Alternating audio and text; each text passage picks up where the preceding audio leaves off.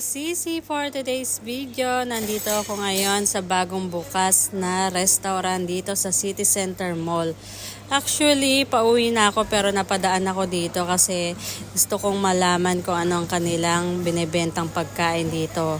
Wow Kitchen yung pangalan ng restaurant. So ayan, very interesting siya kung anong klaseng pagkain.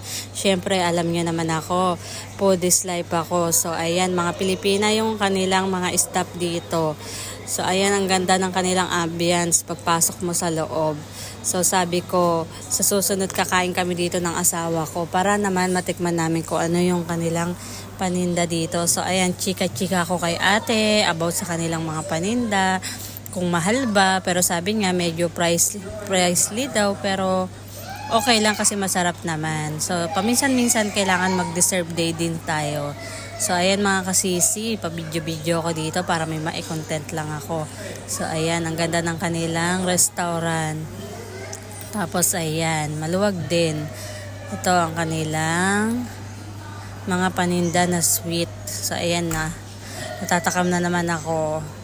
Sarap ng pagkain nila. Tapos ang ganda ng kanilang design kasi meron pang halaman sila sa loob. So ayan, ang ganda. Next time kakain kami dito sa sahod. So yun lang mga kasisi, pauwi na ako ng bahay.